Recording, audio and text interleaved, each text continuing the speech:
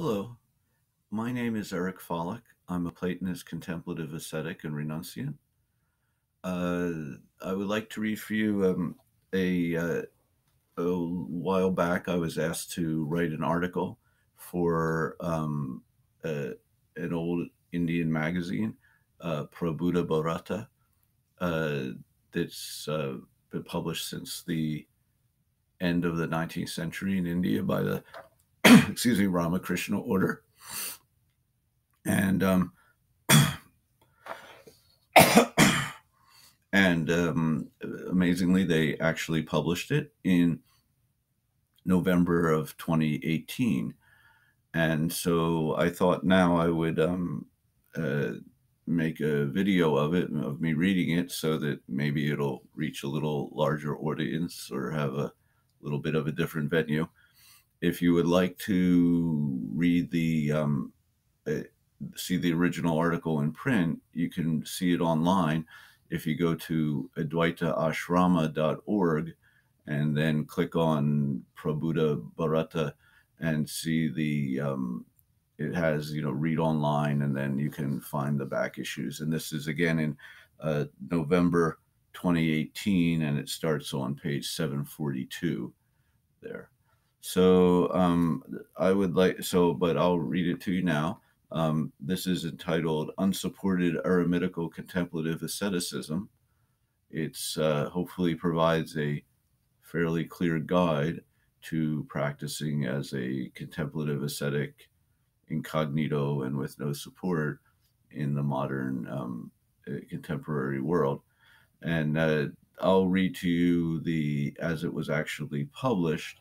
They only made a few sort of minor editorial changes in my original version. So here we go. Um, Unsupported Eremitical Contemplative Asceticism by Eric S. Follick. We find ourselves separated from the Absolute, the One, the Good, and trapped in the cycle of repeated birth and death, in individuated sensate existence in space-time, in samsara, in becoming, with all its attendant and intrinsic misery and pain. Under these circumstances, the only at all sane and joyful thing to do is to strive single-mindedly and exclusively, as much as possible, to attain moksha and reunion with the Absolute, to re-become the One. Moksha is a traditional Sanskrit word for freedom, release from the cycle of birth and death. How is this to be done? There is only one way, that of thorough renunciation of the world and exclusive devotion to asceticism and contemplation. As incomprehensible and incredible and uncongenial as this may be to the deluded worldlings of this modern Kali Yuga, where the whole idea of true renunciation and contemplative asceticism has almost been completely lost, and so few are left who really understand and are willing to follow the path. What does this renunciation and practice entail? There are some essential and indispensable minimum requirements. Celibacy, or brahmacharya, literally and completely and in its fullest and broadest sense, is a first requirement and dividing line from the worldly life. Essential also is vegetarianism, or preferably veganism. This includes not only not eating any animals or anything derived from animals, but also non-harming, or ahimsa, in all respects, including not wearing leather, not using any animal products, not killing insects, and in general not harming or killing any sentient beings at all, human or animal, in any way as much as possible. Also necessary is complete teetotalism, or abstinence from alcohol or any other intoxicants or intoxicating non-medicinal drugs of any sort. Complete honesty in one's speech and dealings is, of course, necessary, as contrary as it actually runs to the ways of the world. One also should not earn one's living or gain necessary worldly survival items by any means that harm other beings physically, morally, or spiritually. Being completely devoted to spiritual practice, one should avoid attending worldly entertainment, watching television, movies, and the like.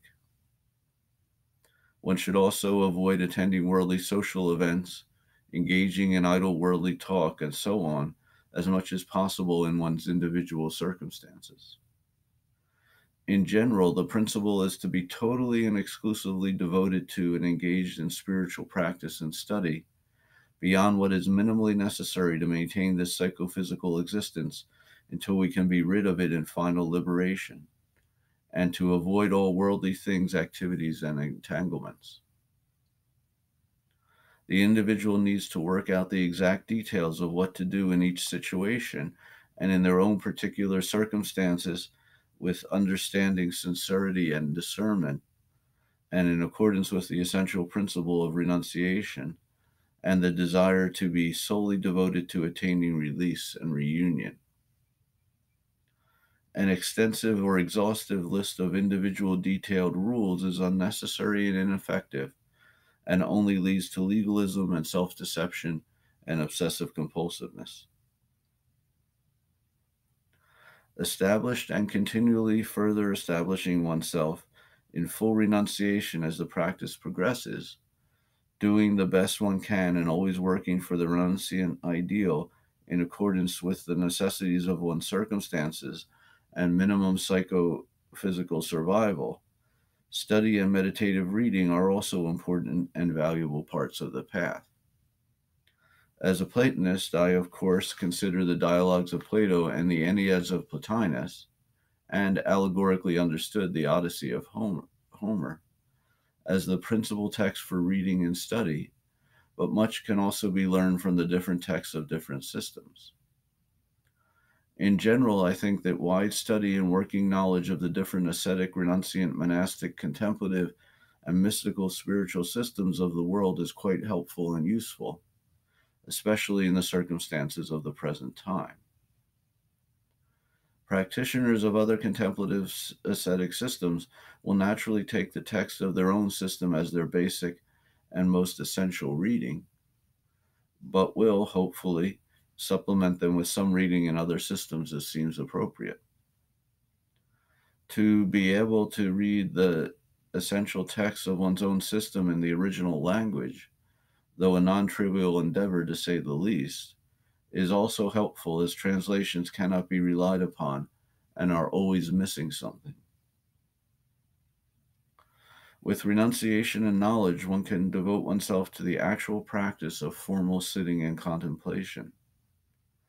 This is the central practice and focus of the contemplative ascetic, and the core and thrust of the effort towards the absolute and getting out of samsara, and is how the contemplative ascetic spends the greater part of one's time, apart from all the necessary activities for psychophysical survival.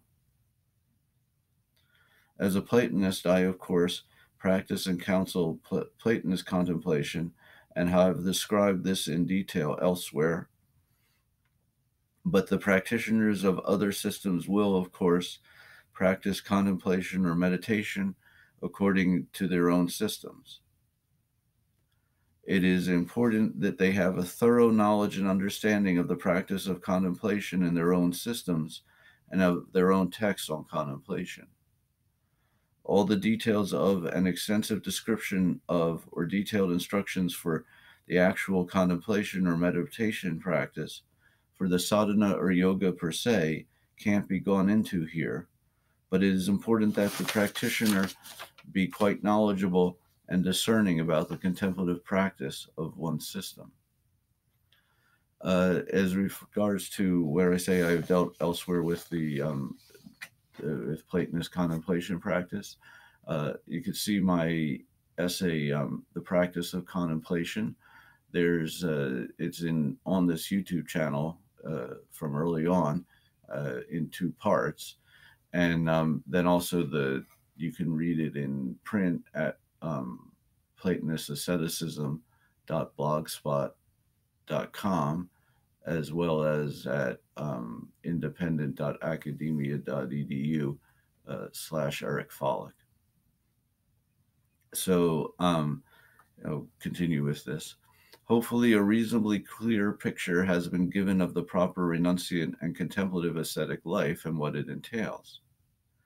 It is the life that is engaged with, involved with the world and worldly activities of any and every sort, only to the minimum extent absolutely necessary to maintain the psychophysical organism, and that always done only strictly in accord with the principles of morality, honesty, and non harming, and totally and solely and sincerely devoted exclusively in intention and concern, and as much as possible indeed, to spiritual, ascetic, and contemplative practice to attain liberation from becoming and reunion with the Absolute.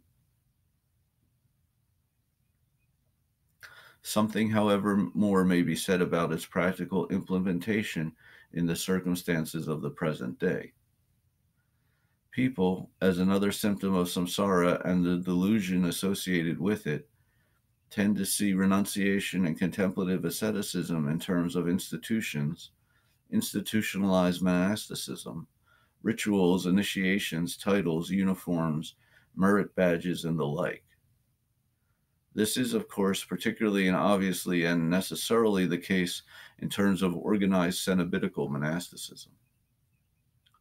Eremitical monasticism has always tended less in this direction, has usually been the original less structured form from which cenobitical monasticism has eventually evolved, and has often later even been associated with a rejection of institutionalized forms, an attempt to return to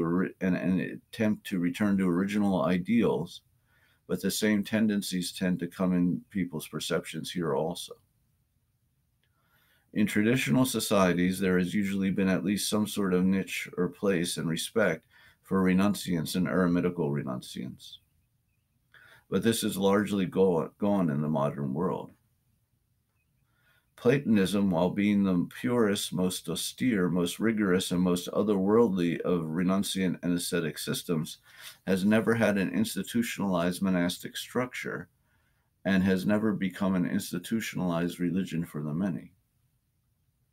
Thus, each Platonist, contemplative, ascetic, and renunciant has always had to work out the particular and practical circumstances and logistical arrangements of one's eremitical, renunciant, contemplative, ascetic life and practice on one's own, or with whatever few fellow travelers one might in some cases be fortunate enough to find,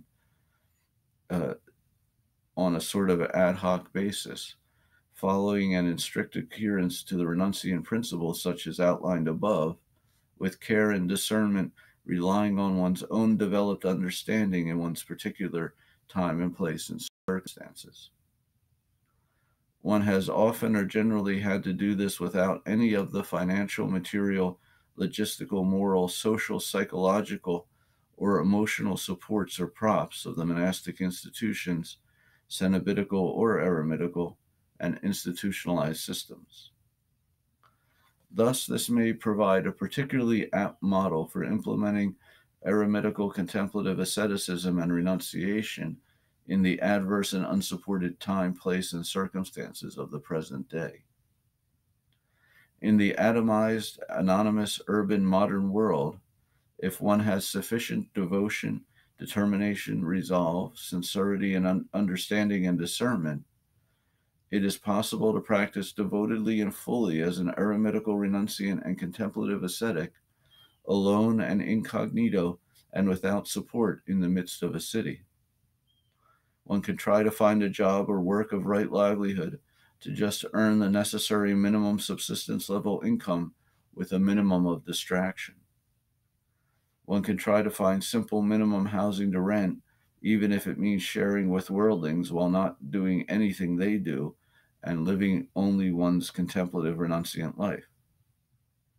One can obtain and prepare simple food in a manner requiring a minimum amount of time and attention, considering only maintenance of the body and health, not taste. One can be purely celibate or maintain brahmacharya, surrounded by pornographic and sex-obsessed society and culture. One can be vegan and non-harming, surrounded by interspecies cannibals and killers. One can be a teetotaler with drinkers, smokers, and so forth all around. One can abstain completely from entertainment, including the ubiquitous electronic entertainment among those who know little else, and so forth. One can be solely concerned with transcending this world and with the higher suprasensory realities among worldlings who know nothing beyond the senses and the fleeting phantoms of this world. It is, of course, very difficult to do this, especially without any kind of support at all, and especially in the Procrustean modern society that has no place or respect for renunciants and presents all sorts of obstacles and difficulties to and discrimination against any who don't fit into the norms of society.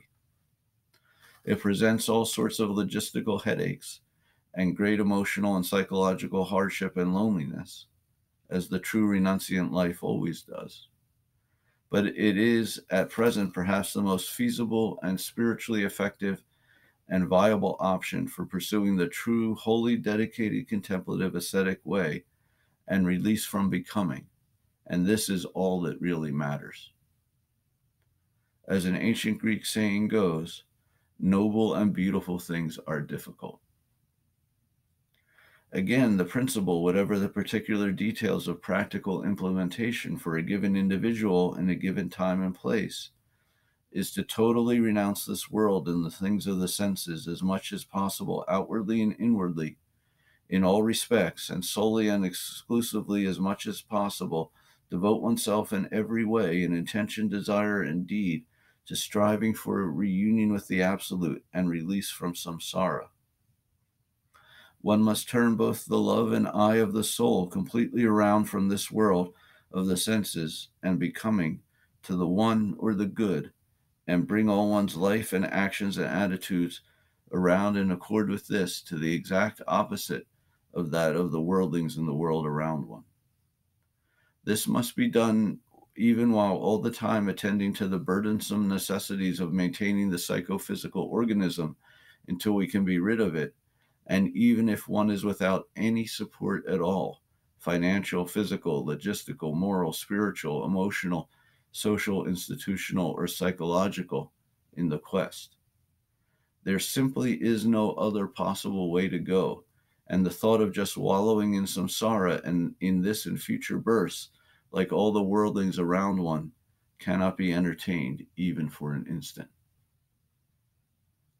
Well, there you go. Thank you very much.